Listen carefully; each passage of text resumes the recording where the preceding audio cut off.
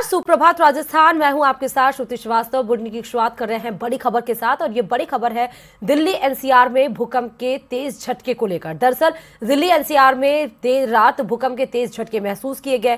सिर्फ दिल्ली एनसीआर ही नहीं बल्कि यूपी, बिहार समेत कई राज्यों में भूकंप के तेज झटके को महसूस किया गया। जो तीव्रता थी भूकंप के झटके की वो 6.4 मापी गई है। नेपाल में जाजरकोट के पैंक में भूकंप का केंद्र बताया गया है। झुंझुनू में भी महसूस हुए हैं भूकंप के झटके। जयपुर जिले के चाकसू में भूकंप के झटके महसूस किए हैं। लोग घरों से बाहर निकले। तो देर रात 11:43 लगभग आसपास उस समय भूकंप के तेज झटके महसूस किए गए। राजस्थान, दिल्ली एनसीआर, यूपी, बिहार समेत कई राज्यों में, भारत के कई राज्यों में भूकंप के तेज झटके महसूस किए गए। जैसे ही झटके आए वैसे ही लोग अपने घरों से बाहर निकले। ये दो तस्वीरें भी हम आपको इस समय दिखा रहे हैं भूकंप के। एक तस्वीर में जहां पंखा और लाइट हिलते हुए नजर आ रहे हैं, दूसरी तस्वीर में लोग अपने घरों से जब बाहर उतर रहे हैं। तो नेपाल के जाजरकोट के पैंक में ये भूकंप का केंद्र बताया जा रहा है, जिससे प्रभावित दिल्ली, उत्तर प्रदेश, बिहार तमाम राज्य प्रभावित हुए हैं। 6.4 तीव्रता के भूकंप के झटके महसूस किए गए। 4 तस्वीरों के माध्यम से समझिए। ये दिल्ली की पहली तस्वीर है जब भूकंप के झटके आए। नोएडा की ये तस्वीर है। यहां तक कि ये न्यूज 18 के ऑफिस की ही तस्वीर हम आपको दिखा रहे हैं। जब हम ऑफिस में मौजूद थे उस समय भूकंप के तेज झटके महसूस किए गए। गाजियाबाद की, उसके बाद हम आपको तस्वीर दिखा रहे हैं जहां लोग घरों से बाहर निकल रहे हैं। लखनऊ की तस्वीर जहां लोग घरों से बाहर निकल चुके हैं, रोड पर आ चुके हैं। और ये ही सारी तस्वीर 11:43 या 40 के आसपास ये भूकंप के तेज झटके आए थे, जब बहुत लोग सोने की तैयारी कर रहे थे और बहुत लोग बस जा ही रहे थे सोने के लिए, तभी भूकंप के ये तेज झटके महसूस किए गए। इसके पहले भी हमने देखा, कुछ दिन पहले भी भूकंप के तेज झटके आए थे। हालांकि तब तीव्रता 5.2 या 3 थी, लेकिन इस बार जो भूकंप की तीव्रता है ये 6.4 बताई जा रही है।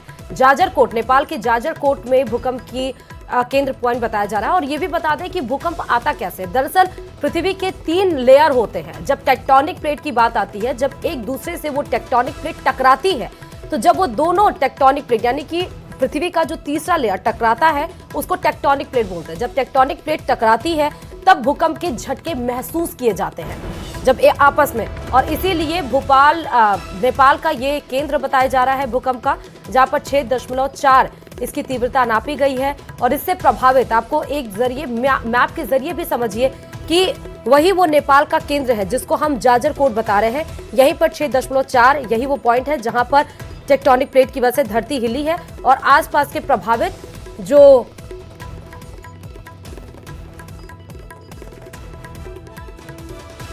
एक्चुअल में हुआ ये कि मैं अभी टीवी देख रहा था घर पे। टीवी देखते देखते अचानक ही क्या हुआ, अचानक ही चक्कर सा आया माइंड में। तो मैं सोचा क्या हुआ अचानक, क्या। और ऊपर से जो दीवार होता है ना, दीवार हल्का सा पपड़ी सी चढ़ी। तो मैंने टीवी ऑन किया, टीवी ऑन के चेक करा कि भूकंप का सूचना आया हुआ है। तुरंत ही मैं घर से बाहर निकला। बाहर निकल के जब देखा कि बहुत सारे लोग भी इकट्ठे थे बाहर, वो भी बोल रहे भूकंप आया, भूकंप आया। हाँ, मैं अभी ऑफिस से आया हूँ, हाथ पैर धो के मैं खाना खाने बैठा था। तो जैसे मैं अजीब सा लगा, मुझे फील हुआ भूकंप जैसे आ रहा। तो फिर ऊपर पंखा का तरफ देखा मैंने। जब पंखा का तरफ देखा तो पंखा हिल रहा था। तो मेरा साथ बच्चों सो रहा था, तो बच्चों को तुरंत उठाया, मिसेस को उठाया, बोला बाहर चलो भूकंप ऐसा रहा। अरे मैं बेड पे बैठी थी, अचानक बेड हिलने लगा। तो मेरे हस्बैंड सो रहे थे, मैंने उनको बोला कि बेड क्यों हिल रहा है, कहते और लंच मत करो, वीकनेस आ रही होगी। तो मैंने कहा ऐसा तो नहीं होता कि इतनी वीकनेस इंसान को आए। फिर वाटर बोतल हिलने लगी, फैन हिलने लगा। मैंने कहा ये हो क्या रहा है। फिर मैं बाहर आई, मैंने कहा लगता है भूकंप आ रहा है। फिर बाहर आई तो इन लोगों की आवाज़ें आ रही थी। बेड हिल रहा था और मैंने ऊपर देखा तो पंखा भी हिल रहा है। तो डर तो लगने ही लगा था ऐसे।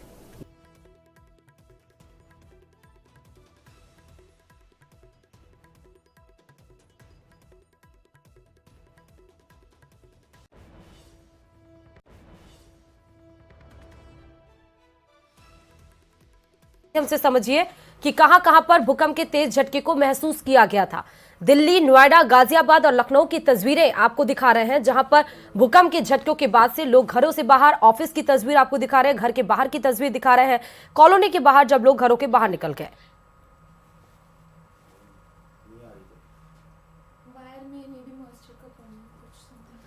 तो भूकंप के तेज झटके महसूस किए गए। भूकंप की लगभग 11:32 पर भूकंप के झटके आए। 6.4 तीव्रता के भूकंप के झटके महसूस किए गए।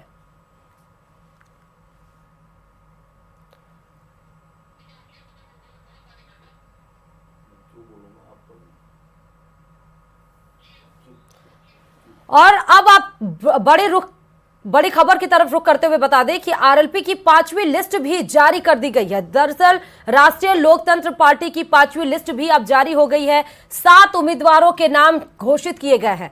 अब आपको बता दें कि कहां से किस उम्मीदवार के ऊपर भरोसा जताकर चुनावी मैदान में उतारा गया है। दरअसल लोहावट से सत्यनारायण बिश्नोई को, बिलाड़ा से जगदीश कडेला को, लूड़ी से बद्रीलाल प्रजापत को, डूंगरगढ़ से विवेक माचरा और वही पीलीबंगा से सुनील नायक, तो वही अजमेर दक्षिण से परमेश्वर लाल कटारिया। अजमेर उत्तर की बात कर लीजिए तो हरिराम कोडवानी को प्रत्याशी बनाया गया है। तो आरएलपी की 5वीं लिस्ट भी जारी कर दी गई है। आरएलपी की पहली लिस्ट में 10 उम्मीदवारों के साथ आए थे, जिसमें हनुमान बेनीवाल का भी नाम था। तो आरएलपी की 5वीं लिस्ट जारी की गई है क्योंकि राष्ट्रीय लोकतंत्र पार्टी भी इस बार किसी से भी गठबंधन न करते हुए 200 विधानसभा सीटों पर खुद उतरने के लिए इस बार चुनावी मैदान में तैयार है।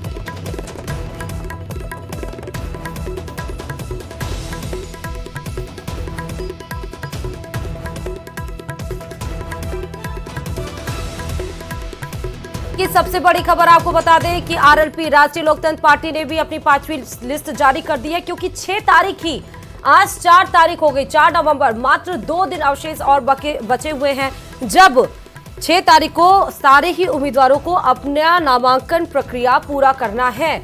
और इसीलिए अब सभी पार्टियां ज्यादा एक्टिव मोड में आ गई हैं।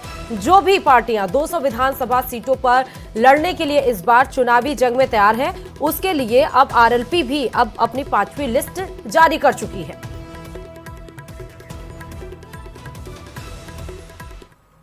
और अब बारी अगली बड़ी खबर की, जो बताते चले कि आज दिग्गजों के नामांकन का दौर है। दरअसल झोटवाड़ा से जहां राज्यवर्धन सिंह राठौर नामांकन करेंगे, तो वहीं झालापाटन से वसुंधरा राजे आज नामांकन भरेंगी। बात अगर नाथद्वारा से कर ली जाए तो डॉक्टर सीपी जोशी का भी नामांकन है। खिवंसर से आ जाइए तो हनुमान बेनीवाल का भी नामांकन आज होगा।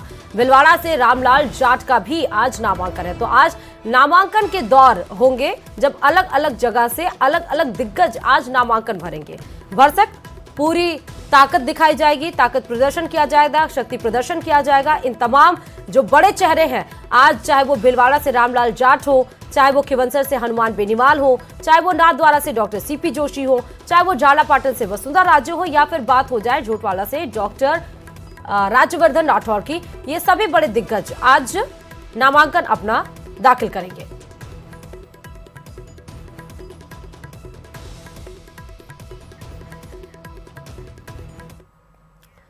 और आज सीएम का तूफानी दौरा है। आज मुख्यमंत्री अशोक गहलोत कहां पर जाएंगे, वो भी प्रस्तावित कार्यक्रम भी आपको बताते चले। दरअसल अजमेर और राजसमंद का भी आज दौरा करेंगे मुख्यमंत्री अशोक गहलोत। भिलवाड़ा का भी आज दौरा करेंगे, साथ ही किशनगढ़ में भी आज जनसभा को संबोधित करेंगे। उसके बाद विकास चौधरी के समर्थन में जनसभा को संबोधित करेंगे। फिर नाथद्वारा में सीपी जोशी के नामांकन में शामिल होंगे। फिर भिलवाड़ा में रामलाल जाट के समर्थन में आज सभा को संबोधित करेंगे। ये होता है चुनाव जब नजदीक आते हैं तो इसको बोलते हैं एक्टिव, इसको बोलते हैं कि चुनावी मैदान में बिल्कुल कमर कसकर उतर जाना और जीत को सुनिश्चित करना। इसीलिए ताबड़तोड़ कार्यक्रम आज मुख्यमंत्री अशोक गहलोत के आपको दिखा रहे हैं। अजमेर से लेकर राजसमंद, राजसमंद से लेकर भीलवाड़ा, भीलवाड़ा से लेकर नाथद्वारा, हर जगह पर आज आपको मुख्यमंत्री अशोक गहलोत नजर आएंगे। जहां सीपी जोशी के नामांकन में भी शक्ति प्रदर्शन करने के लिए आज पहुंचेंगे, तो वहीं विकास चौधरी के समर्थन में भी आज जाएंगे मुख्यमंत्री अशोक गहलोत।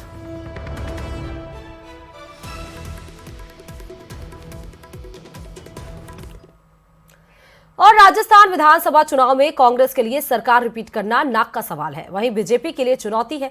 ऐसे में जब से सीएम गहलोत ने प्रदेश की जनता को 7 गारंटी दी है, तब से सत्ता पक्ष और विपक्ष में तू मैं जैसे हालात हो गए हैं। अब सीएम गहलोत ने पूर्व सीएम वसुंधरा राजे को बहस की चुनौती दे दी है। ये रिपोर्ट देखिए।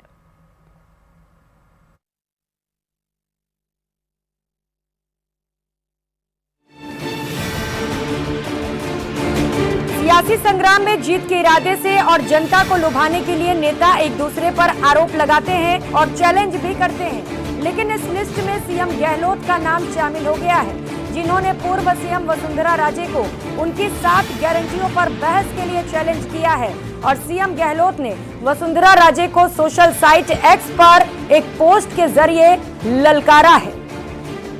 देखिए, यही वो पोस्ट है जिसमें सीएम ने 2023 के चुनावी रण में कांग्रेस की 7 चुनौतियों को अहम मुद्दा बताते हुए वसुंधरा राजे को बहस की चुनौती दे दी है। अब सवाल ये है कि वसुंधरा को बहस की चुनौती देने के पीछे सीएम का मकसद क्या है। जानकार मान रहे हैं कि सीएम इसके जरिए कांग्रेस की 7 गारंटियों को मतदाता के बीच ले जाना चाहते हैं। आइए अब आपको कांग्रेस की वो 7 गारंटी गिनवाते हैं जिनके जरिए कांग्रेस सत्ता वापसी की राह देख रही है। उनमें शामिल है गोधन योजना, फ्री लैपटॉप, टैबलेट योजना, प्राकृतिक आपदा राहत योजना, अंग्रेजी मीडियम की मुफ्त शिक्षा और ओपीएस के लिए कानून बनाने की गारंटी। साथ ही महिलाओं मुखिया को 10,000 रुपए सालाना, साथ ही 1 करोड़ से ज्यादा परिवारों को 500 रुपए में गैस सिलेंडर। कांग्रेस के गारंटी कैंप लोगों के आकर्षण का कितना केंद्र बनेंगे, ये फैसला तो जनता करेगी, मगर गहलोत ने चुनावी फिजा में गारंटियों की बहस छेड़ दी है। बीजेपी को नए सिरे से रणनीति बनाने पर भी मजबूर कर दिया है। एक तरफ 5 साल की उपलब्धियां तो दूसरी तरफ गारंटियों की भरमार। मुख्यमंत्री अशोक गहलोत इसी के दम पर फिर से चुनावी वतरनी पार करना चाहते हैं, इसलिए पूर्व मुख्यमंत्री वसुंधरा राजे को चुनौती देते नजर आ रहे हैं। मगर गारंटी क्या लोगों के दिल और दिमाग में छाई रहेगी और क्या फिर से कांग्रेस को मतदाता चुन पाएंगे, ये देखना तो बाकी है। मगर गारंटियों पर शुरू हुई इस बहस ने मतदाताओं को कांग्रेस और बीजेपी को पहचानने का मौका जरूर दे दिया है। कैमरा पर्सन शेर सिंह के साथ बाबूलाल धायल, न्यूज़ 18 जयपुर।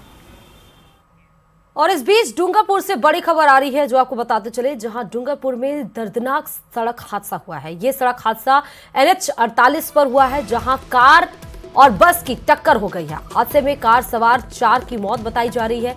एक युवक भी गंभीर रूप से घायल हो गया है। पुलिस ने शव को मोर्चे में रखवाया और बिछीवाड़ा थाना क्षेत्र में खजुरी की नाल में बीती रात ये घटना हुई है। जो घायल व्यक्ति है उसको अस्पताल में भर्ती कराया गया है, जहां पर उसका इलाज जारी है।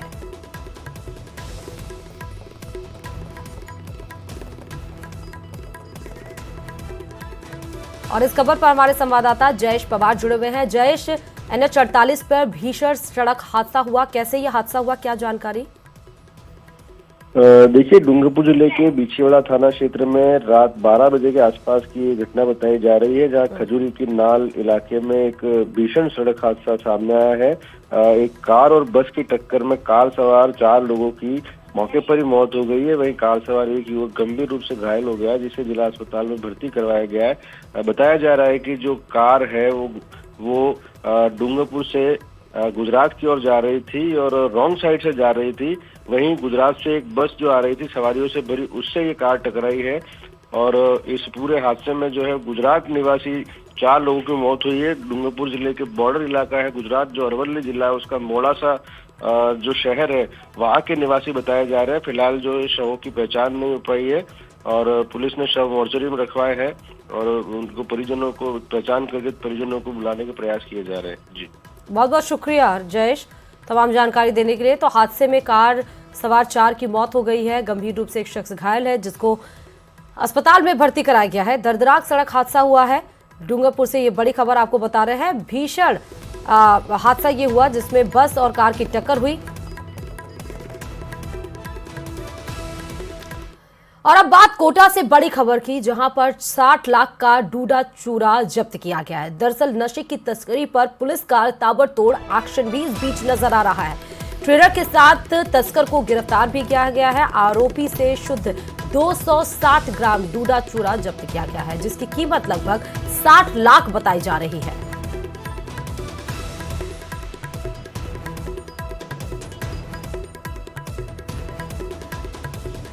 तो कोटा से ये बड़ी खबर बता रहे हैं, जहां पुलिस का एक्शन नजर आ रहा है।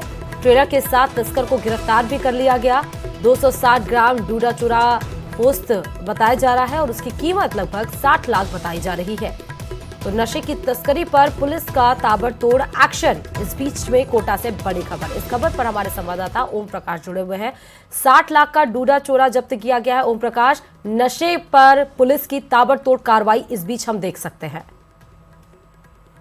देखिए, रानपुर थाना पुलिस ने एक ही दिन में 2 बड़ी कार्रवाई की। एक कार्रवाई के दौरान थैली में 260 ग्राम जो शुद्ध डोडा चूरा मिला है, हाँ। वो ट्रेलर में मिला था और ट्रेलर और जो है डोडा चूरा की कीमत 60 लाख रुपए से अधिक आंकी गई है। फिलहाल पुलिस ने एक आरोपी जो बीकानेर जिले का निवासी है उसको गिरफ्तार कर लिया है और अवैध मादक पदार्थ डोडा चूरा की खरीद फरोख्त के बारे में सख्ती से पूछताछ की जा रही है। हालांकि पुलिस ने इससे कुछ घंटे पहले ही रानपुर थाना पुलिस ने 40 लाख रुपए के डोडा चूरा और एक ट्रक को जब्त किया था। 723 ग्राम डोडा चूरा कल ही 2 आरोपियों से गिरफ्तार किया था जो चूरू जिले से के निवासी हैं। फिलहाल ये कहा जा सकता है कि विधानसभा चुनाव को देखते हुए पुलिस जहां ए श्रेणी की नाकाबंदी कर रही है, वहां संदिग्ध वाहनों की जो है वाहन चालकों से पूछताछ कर उनके खिलाफ कड़ी कार्रवाई कर रही है और लगातार ताबड़तोड़ इस कार्रवाइयों के बाद बदमाशों में तस्करों में हड़कंप मचा हुआ। फिलहाल रानपुर थाना पुलिस पूरे मामले की जांच कर रही है। जी बहुत बहुत शुक्रिया ओम प्रकाश तमाम जानकारी देने के लिए। तो 60 लाख का डोडा चूरा पोस्त बरामद किया गया है, बड़ी खबर आपको बता रहे थे, जहां पे डोडा की कीमत 260 ग्राम ये बरामद किया गया है और डोडा की कीमत 60 लाख रुपए बताई जा रही है। और इस बीच श्री गंगानगर से बड़ी खबर आ रही है जो आपको बताते चले। श्री गंगानगर की हवा जहरीली बताई जा रही है क्योंकि यहां पर AQI बढ़कर 390 तक पहुंच चुका है। पिछले एक हफ्ते में लगातार AQI बढ़ता ही जा रहा है और अब AQI के बढ़ने के चक्कर में श्री गंगानगर में अब स्मॉग छाया हुआ है। ये तस्वीरें भी देखिए श्री गंगानगर की, जहां पर आपको बेशक लग सकता है क्योंकि ठंड का मौसम है तो ये ओस की परत हो, लेकिन दरअसल ये ओस नहीं है, ये स्मॉग की परत है जहां पर अब लोग इस स्मॉग से परेशान हैं क्योंकि जिले में लगातार AQI का जो रेट है, जो लेवल है वो बढ़ता जा रहा है। 390 तक पहुंच चुका है श्री गंगानगर। राजस्थान की श्री गंगानगर की आपको तस्वीर दिखा रहे हैं और भयंकर क्योंकि अब वायु ज्यादा प्रदूषित हो चुका है। जब AQI 400 तक पहुंच जाता है तो वो AQI की 3rd लेवल को बताते हैं, रेड जोन में वो एरिया आ जाता है।